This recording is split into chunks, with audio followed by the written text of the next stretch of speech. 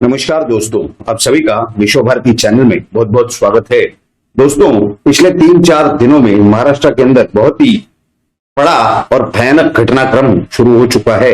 आपको याद होगा किस तरह से मंगलवार को संजय राउत की जो बेनामी संपत्ति है या अलग अलग नामों से रखी हुई संपत्ति है वो ईडी ने जब्त की। बुधवार को महाराष्ट्र के भीष्म पिता कहे जाने वाले जो शरद पवार हैं, यानी इस महाविकास आघाड़ी के जो दो जनक है संजय राउत और शरद पवार, तो बुधवार को शरद पवार ने प्रधानमंत्री नरेंद्र मोदी जी के साथ मुलाकात की। खैर, वो अपने आप में एक अलग बात है। गुरुवार को कुछ नहीं हुआ, शुक्रवार यानी कल क्या हुआ?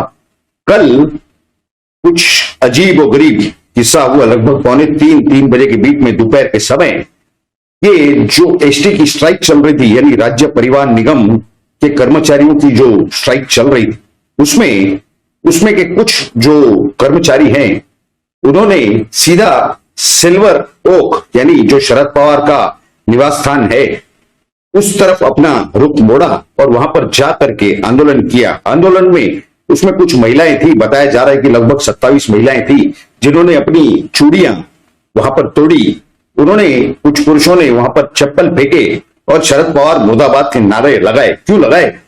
अगर आपको याद होगा कि पिछले 6-7 महीनों से जो ये एसटी महामंडल के कर्मचारियों की स्ट्राइक चल रही है, यानी जो राज्य परिवहन निगम है उनके कर्मचारियों की जो स्ट्राइक, जो आंदोलन चल रहा है, उनको क्या चाहिए? वो चाहते हैं कि इनका एसटी महामंडल ये विलीन किया जाए सरकार के साथ में। यानी ये सिर्फ ऐसे नहीं हो कि फायदा हो तो सरकार का और नुकसान हुआ तो इन कर्मचारियों ने किया, इस तरह की परिस्थिति नहीं होनी चाहिए। तो ये जो मांगे उनकी थी, ये किस वजह से थी? 2019 में जो चुनाव हुए थे विधानसभा के, उसमें शरद पवार यानी राष्ट्रवादी कांग्रेस पार्टी का जो मैनिफेस्टो था, जो कार्यक्रम उसमें बताए गए थे, उसमें यह भी एक कार्यक्रम था।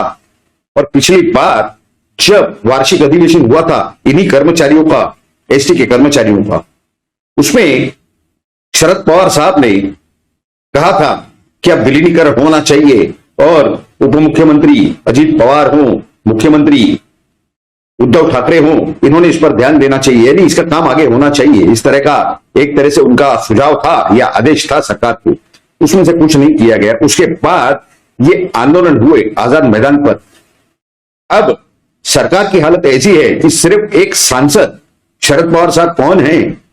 कोई प्रधानमंत्री है देश के, वो रक्षा मंत्री हैं आज की तारीख में, वो एक पार्टी के अध्यक्ष हैं राष्ट्रवादी कांग्रेस पार्टी, एक सांसद है राज्यसभा के, उनके घर की तरफ कुछ आंदोलन हो गया तो सरकार ने पूरा जो ठीकरा है वो उनके जो नेता हैं, जो उनके वकील हैं, जी हां, कुलवंत सदावर्ते एडवोकेट, उनके सर पे फोड़ दिया है। क्या किया सरकार ने?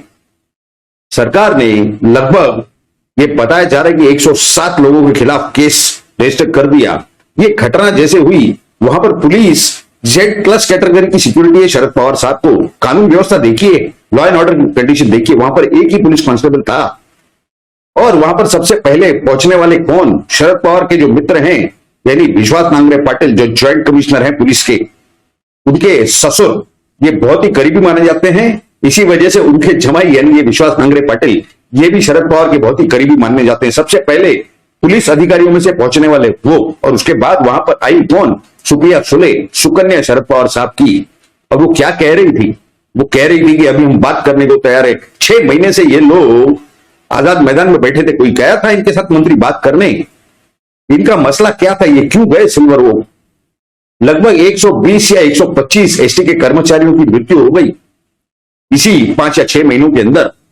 इनसे मिलने कोई नहीं गया। लेकिन शरद पवार साहब ने मीटिंगें बुलाई, अधिकारियों को बुलाया, मंत्रियों को बुलाया, इन्हीं का विषय सॉल्व करने के लिए। यानी रिमोट कंट्रोल से ये सरकार जब चला रहे थे तो उसका श्रेय इनको मिलता है तो वो अच्छा है।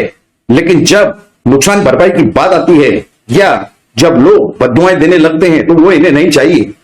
अरे भाई, जब आप जवाबदारी ले रहे हो तो पूरी ले लो। सिर्फ आशीर्वाद और दुआएं आपको चाहिए, आपको श्रेय चाहिए। इनको जो भी इनका काम हुआ है, जो भी इनकी मांगे पूरी हुई है, विलीनीकरण हुआ नहीं, बाकी जो पूरी मांगे हैं, जैसे कि केंद्र सरकार के या राज्य सरकार के जो नियमों के हिसाब से वेतन मिलता है, उसका आदेश किसने दिया? सम्माननीय मुंबई उच्च न्यायालय ने दिया। ये कोई राज्य सरकार ने नहीं दिया। कहने का मतलब यह है कि सरकार अगर सब कुछ कर सकती तो ये बेचारे गरीब कामगार मजदूर लोग ये उच्च न्यायालय में जाते ही क्यों। सलाम करते हैं हम सम्माननीय मुंबई के उच्च न्यायालय को जिन्होंने इनके साथ न्याय किया, लेकिन जो इनके मसले बच गए, यानी एक तो विलीनीकरण का, दूसरा तो ये जो 120 या 125 कामगारों की मौत हो गई, मृत्यु हो गई, उस विषय में इनके पास इनके साथ मिलने, इनसे मिलने के लिए कोई नेता नहीं गया। क्यों नहीं गया? आज विरोधी पक्ष हो, जो भी पार्टियां हो, वो क्या कह रही है कि शरद पवार साहब के बंगले पे जो आंदोलन हुआ वो तो हमला कह रहे हैं, यानी वो खुद कहना चाहते हैं कि लॉ एंड ऑर्डर की परिस्थिति, कानून व्यवस्था की परिस्थिति पूरी खत्म हो चुकी है। हम तो कह रहे हैं कि आंदोलन था, आंदोलन देवेंद्र फडणवीस के बंगले पर भी हुआ था। अगर आपको याद होगा, पिछले 2 महीनों के अंदर कांग्रेस के प्रदेश अध्यक्ष नाना पाटोले, इन्होंने आंदोलन किया था देवेंद्र फडणवीस के बंगले पे जाके। क्या आपको याद आ रहा है? अगर आप और थोड़ा पीछे जाएंगे तो छगन भुजबल के घर पे दावा बोल दिया था, खाली उनके कपड़े उतारने बाकी थे, इस तरह की परिस्थिति थी। तब तक सब चल रहा था। एक सांसद जो किसी पार्टी के अध्यक्ष हैं, जिनके सांसद पूरे भारत में से 2 आंकड़ों में नहीं जा पाए, महाराष्ट्र से भी 2 आंकड़ों में नहीं जा पाए हैं आज तक, उनको इतना बड़ा नेता इन्होंने बना करके रखा है, कुछ समझ में नहीं आता। ये वहां की जो स्थानिक मीडिया है, मराठी मीडिया है, या महाराष्ट्र के जो भी मीडिया चैनल है, वर्तमान पत्र हैं, ये समझ में नहीं आ रही बात। ये कैसी ऐसी खास बात है? अब बताया जा रहा है कि उनके और उनके परिवार की सुरक्षा और बढ़ा दी गई है महाराष्ट्र सरकार द्वारा। वहां पर गृह मंत्री कौन है? दिलीप वळसे पाटिल। कौन सी पार्टी से हैं? Rashtravadi Congress party, national Congress party, Sharad Pawar की पार्टी से हैं। तो क्या ये पूर्व नियोजित था? क्योंकि हमने अपने पिछले कई सारे वीडियोज में बताया है कि ये जो महाविकास आघाड़ी का जो गठन हुआ है कांग्रेस और राष्ट्रवादी कांग्रेस द्वारा, ये शिवसेना का, सम्माननीय उद्धव ठाकरे जी का नाम खराब करने के लिए ये पूरी बनाई गई है। यानी अगर आपको याद होगा तो पालघर के साधुओं की हत्या से लेकर दिशा साल्यान के मर्डर तक, सुशांत सिंह के मर्डर तक, या फिर ये अलग अलग प्रकार की जो घटना हुई है, अब क्या विषय चल रहा था? मस्जिदों पे ढोंगों का विषय चल रहा था। इन्होंने तुरंत विषय बदल दिया प्रधानमंत्री से मिलने के बाद 72 घंटों के अंदर। क्या ये साजिश, ये जो कोई घटनाक्रम हुआ, ये भी बताया जा रहा है कोई सूत्रों द्वारा कि जो आंदोलनकर्ता वहां थे, जो सिल्वर ओक पर पहुंचे, उसमें से कईयों ने शराब पी रखी थी। तो क्या ये सुनियोजित षड्यंत्र था? किसी ने ये करवाया है कि जानबूझ के सम्माननीय उद्धव ठाकरे साहब का नाम खराब हो, उनकी छवि खराब हो, उनके पार्टी की छवि खराब हो? आने वाले समय में वहां पर 18 महानगर पालिका के चुनाव होने जा रहे हैं महाराष्ट्र में, कम से कम 27 जिला परिषद के चुनाव होने जा रहे हैं। क्या ये शिवसेना को पूरी खत्म करने की साजिश है कि उनका जो वोट बैंक है, उनके तरफ के जितने मतदाता हैं, वो उनसे रूठ जाए? क्या इस तरह की साजिश है? या फिर लॉ एंड ऑर्डर यानी कानून व्यवस्था की परिस्थिति इतनी खराब है कि उस सरकार को बर्खास्त किया जाना चाहिए? क्योंकि संजय राउत जो एक और जनक है उस सरकार के, वो कह रहे थे, उनका एक बयान आया था अभी कुछ ही घंटे पहले, वो ये बता रहे थे कि राष्ट्रपति शासन लगाने की तैयारी शुरू हो चुकी है, ऐसा लग रहा है। यानी क्या वो कोई इशारा कर रहे हैं उस तरफ? क्या शरद पवार और संजय राउत जिस तरह से 2019 के अंत से मिले हुए थे, कि आज भी वो मिले हुए हैं? क्योंकि जब शरद पवार प्रधानमंत्री मोदी जी से मिलकर के निकले तो उन्होंने क्या कहा कि हमारे जो 12 विधायकों की नियुक्ति प्रलंबित है विधान परिषद में, हमने उसकी चर्चा की।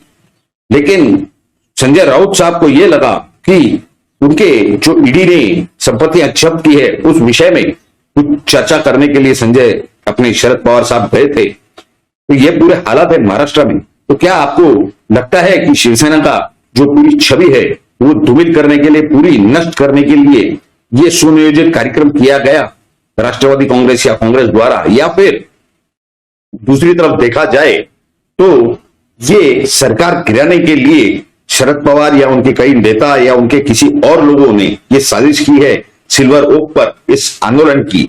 ये बहुत ही महत्वपूर्ण घटना थी, लेकिन देवेंद्र फडणवीस के बंगले पे हुई तब महत्वपूर्ण नहीं थी, छगन भुजबल के बंगले पर हुई तब ये महत्वपूर्ण नहीं थी। तभी यही भ्रष्ट मीडिया ये उस विषय को नहीं उठा रहे थे। आज ये भ्रष्ट मीडिया वही विषय उठा करके खड़ा है पिछले 24 घंटों से। क्या आपको लगता है इस विषय में? आपकी राय हमारे लिए बहुत ही ज्यादा अनमोल है, बहुत ही ज्यादा महत्वपूर्ण है। जरूर नीचे कमेंट बॉक्स में आपकी राय आप हमें बताएं। ये जो पूरी जानकारी हमने आपके सामने रखी, ये तो आपके सामने रखना बेहद जरूरी थी। ये पूरे विषय के अंदर जो एडवोकेट गुणवंत सदावर्ते हैं उन्हें 2 दिन की पुलिस कस्टडी दी गई है और साथ ही साथ जो बाकी 109 लोग और बताए जा रहे हैं जिन्हें गिरफ्तार किया गया उन्हें जुडिशियल कस्टडी यानी उन्हें जेल में रखा जाएगा, आर्थर रोड जेल में। लेकिन ये जो गुणवंत सदावर्ते हैं वकील, इन्हें पुलिस कस्टडी में रखा जाएगा क्योंकि इनके ऊपर षड्यंत्र के आरोप हैं। इनकी जो पत्नी है श्रीमती जयश्री पाटिल, एडवोकेट जयश्री पाटिल, इन्होंने अनिल देशमुख के खिलाफ तकरार की थी, शिकायत की थी और उसी तकरार के आधार पर सीबीआई के पास ये हाईकोर्ट ने इस विषय की जांच सौंपी थी अनिल देशमुख के खिलाफ। इसके व्यतिरिक्त और यह बताया जा रहा है कि शरद पवार और उनकी जो सुपुत्री हैं सुप्रिया सुले, इन्होंने सरकारी जमीन का घोटाला किया है। 6000 करोड़ की उस पूरे जमीन की कीमत बताई जा रही है। उस विषय में इन्होंने बताया, खुद एडवोकेट जयश्री पाटिल ने, कि उस विषय में उन्होंने स्टेट सीआईडी को बयान दिया है। 100 पेज से ज्यादा वो बयान, इतना बड़ा है वो बयान।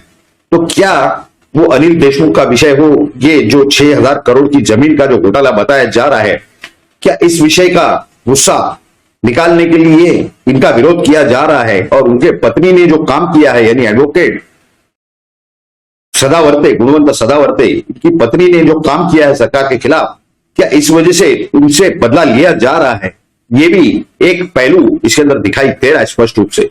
तो इस विषय में आपकी राय जो नीचे हमें आप कमेंट बॉक्स में लिख करके बताएं। अगर आपको ये सब जानकारी अच्छी लगी हो तो ज्यादा से ज्यादा इस वीडियो को लाइक करें और ज्यादा से ज्यादा इस वीडियो को शेयर करें। अगर आप हमारे इस चैनल पर नए हैं तो जरूर, ये आप ही का विश्व भारती चैनल है, इसे जरूर सब्सक्राइब करें और सब्सक्राइब बटन के बाजू में जो बेल नोटिफिकेशंस का आइकन है उस पर क्लिक करके ऑल नोटिफिकेशंस यानी सभी नोटिफिकेशंस को ऑन कर दीजिए। आप सभी लोगों ने इस वीडियो को पूरा अंत तक देखा, इसके लिए आप सभी का बहुत बहुत धन्यवाद। भारत माता की जय, जय हिंद।